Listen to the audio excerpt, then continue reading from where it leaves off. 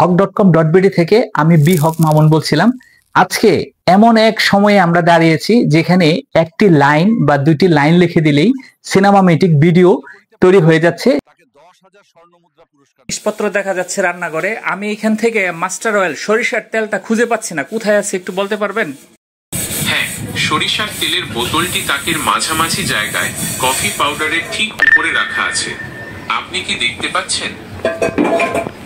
Hello, এখানে কয়টি আম দেখতে পাচ্ছেন? এখানে মোট 10টি আম দেখা যাচ্ছে। এখানে ছোলা দেখা যাচ্ছে। এখানে কতগুলা ছোলা আছে? এখানে প্রায় 50টির মতো ছোলা আছে। 50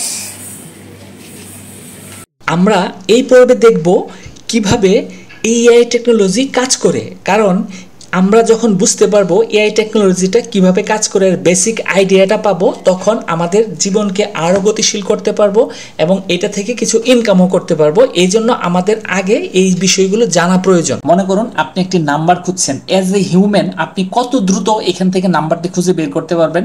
যতটা না দ্রুত বের করতে পারবে এই মেশিন অথবা সার্চ সিস্টেম। এই সার্চ সিস্টেম যেহেতু মানুষের থেকে আরও ক্ষমতাশীল, তাহলে এই রোবট দিয়ে ইন্ডাস্ট্রিয়াল লেভেলের কাজগুলা করানো শুরু হলো। এখন সমস্যা হলো এই রোবোটিক যে কাজগুলো হচ্ছে ইন্ডাস্ট্রিয়াল লেভেলের, এটা কিন্তু একটা ফাংশন ইনপুট দেওয়া হয়েছে একটা প্রোগ্রামিং দ্বারা। এর বাহিরে কিন্তু সে মেশিন কোনো কাজ করতে পারবে না। তারপর মানুষ চিন্তা করলো এমন একটি জিনিস আবিষ্কার করা উচিত যেটা নিজে নিজেই কোনো ডিসিশন মেক করতে পারবে, অর্থাৎ প্রোগ্রামিং যে বিষয়গুলো পয়েন্টগুলো সেট আপ করা থাকে এর বাহিরেও সে নতুন কিছু তৈরি করতে পারবে।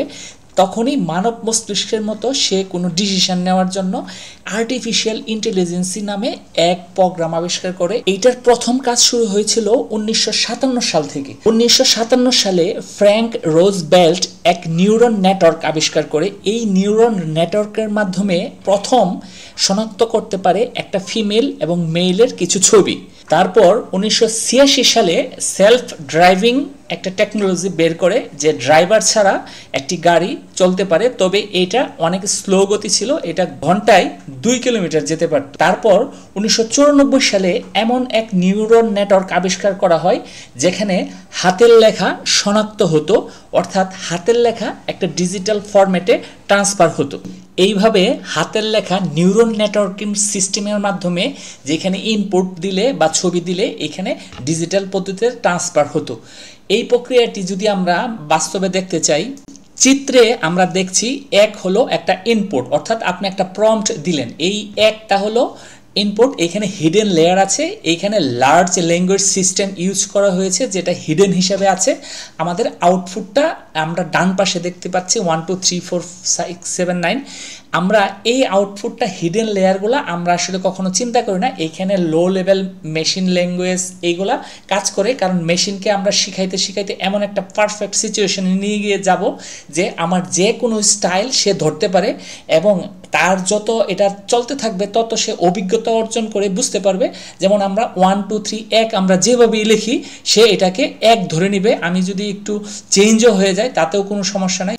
এখানে লার্জ ল্যাঙ্গুয়েজ মডিউলগুলো প্রথম কাজ করছে এবং নিউরন সিস্টেমে আমরা শুধু একটা সংখ্যায় ট্রান্সফার করে ফেলতেছি 0101। এটা মেশিন ল্যাঙ্গুয়েজ ডেটা থেকে সে অভিজ্ঞতা অর্জন করে সে আউটপুটটা 1 দেখাচ্ছে। এখানে সে সমস্ত অক্ষরকে সে স্ক্যান করেছে ইন দ্য মিন টাইম মিলিসেকেন্ডের ভিতরে। এইভাবে আমরা চূড়ান্ত আউটপুটটা পেয়ে থাকি। এইখানে একজনের দ্বারা পুরো সিস্টেমটা আসলে বোঝানো সম্ভব না এত অল্প সময়ে, বা আপনাদের দরকারও নেই, জাস্ট বেসিক আইডিয়ার জন্য। যেমন লার্জ ল্যাঙ্গুয়েজ মডেলগুলো কিভাবে হিডেনলি কাজ করতেছে, নিউরন সিস্টেমটা কিভাবে কাজ করতেছে। মানুষ যেরকম ভুল থেকে শিক্ষা গ্রহণ করে, এআই টেকনোলজিও কিন্তু আর্টিফিশিয়াল ইন্টেলিজেন্সির মাধ্যমে সেও কিন্তু ভুল থেকে বেটারটা আউটপুট দেওয়ার চেষ্টা করে। যেমন আমরা মানুষরাই কিন্তু ইউজ করতে করতে তাকে একদম চূড়ান্ত পর্যায়ে নিয়ে যাচ্ছি। যেমন আমাদের ফিডব্যাক থেকে সে কিন্তু তার ভুলগুলো শুধরে নিচ্ছে। মনে করুন আমি যদি একটা ইমেজ তৈরি করি, এই ইমেজটা কিন্তু এটা ক্ষুদ্র ক্ষুদ্র পার্ট বাই পার্ট অনু যেমন আমরা টিভি যখন দেখি এখানে কিন্তু ডট ডট ডট ডট আমরা এলইডি সিস্টেমে দেখি বা অন্য সিস্টেমে দেখি, এইখানে ইমেজেরও কিন্তু কিছু কোড নাম্বার আছে। ধরুন মনে করুন আমি একটা ইমেজ যদি আমরা ওয়ার্ডে বা টেক্সট ফাইলে ওপেন করি, এখানে দেখেন শত শত কোড দেখা যাচ্ছে এবং হিজিবিজি দেখা যাচ্ছে, এটাও কিন্তু একটা ইমেজের কোড। এই ইমেজটাকে সে কিন্তু আমাদের মতো ভিজুয়াল ইমেজ দেখে না, সে এটাকে 0101 অফ অন এরকম সিস্টেম দেখে।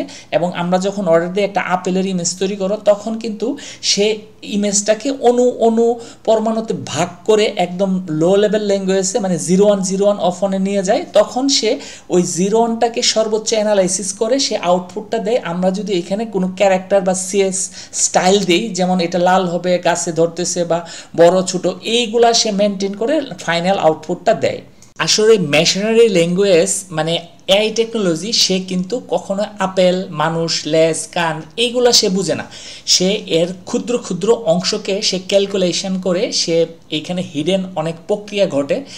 আজকে আপনাকে বেসিক যে স্ট্রাকচারটা রয়েছে এআই টুলসের, এইটা আপনাকে ক্লিয়ার আইডিয়া দেব। আপনি নন টেকনিক্যাল পার্সন হন, কিন্তু আপনি তো এটার প্রক্রিয়াটা যদি একবার মাথায় ঢুকে যায় তখন কিন্তু আপনি যে কোনো টুলস সহজেই ব্যবহার করতে পারবেন এবং প্রম্পটটাও সহজে লিখতে পারবেন এবং এটার প্রক্রিয়াটা কিভাবে ঘটে তখন আপনার কাছে বিষয়গুলো আর জটিল মনে হবে না।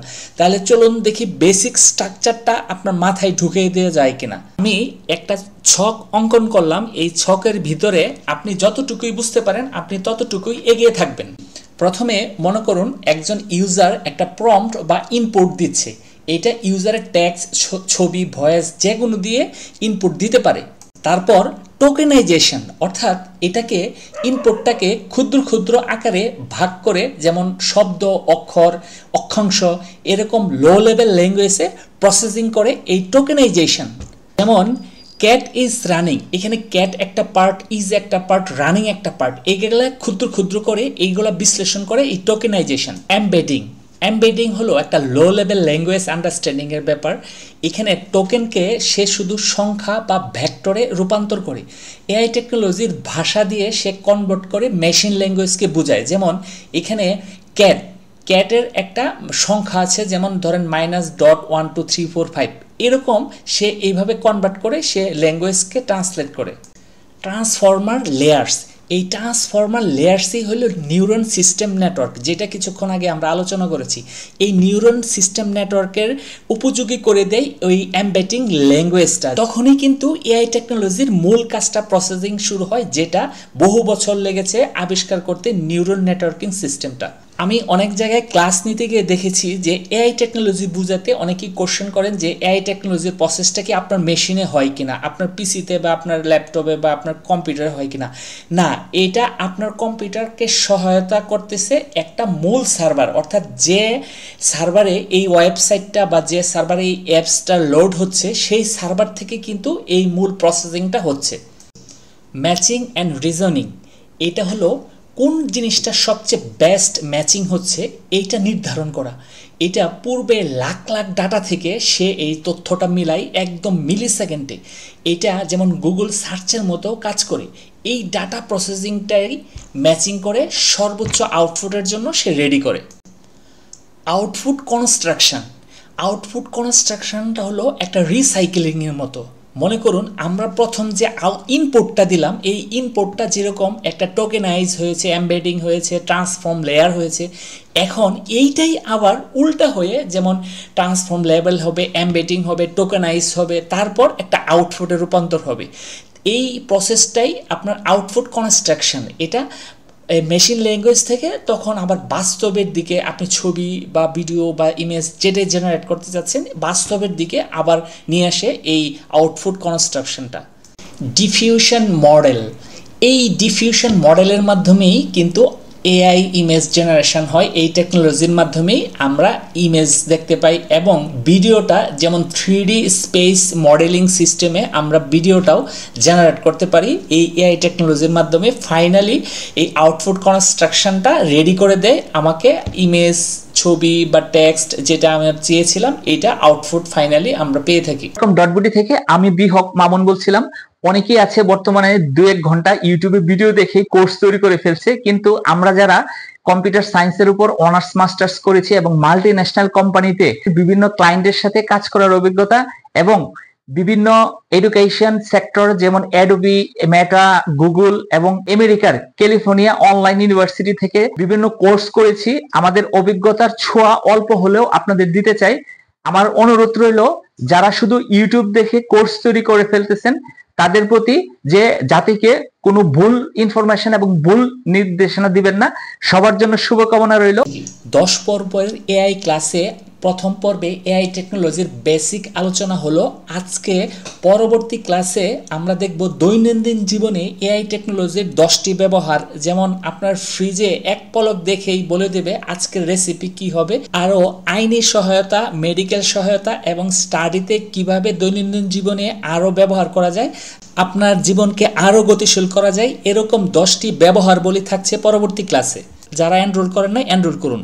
আমরা মান্থলি একটা লাইভ ক্লাসের অ্যারেঞ্জ করেছি, যার মাধ্যমে কোর্সটা এনরোল করার সঙ্গে সঙ্গে আপনি হোয়াটসঅ্যাপ গ্রুপে যুক্ত হয়ে থাকবেন। আমরা লাইভ ক্লাসের ইনভাইটেশন পাঠাবো। লাইভ ক্লাসে আপনার বাস্তব জীবনের সমস্যা এবং এআই টেকনোলজির বিভিন্ন প্রবলেম নিয়ে আমাদের সাথে সরাসরি যোগাযোগ করতে পারবেন।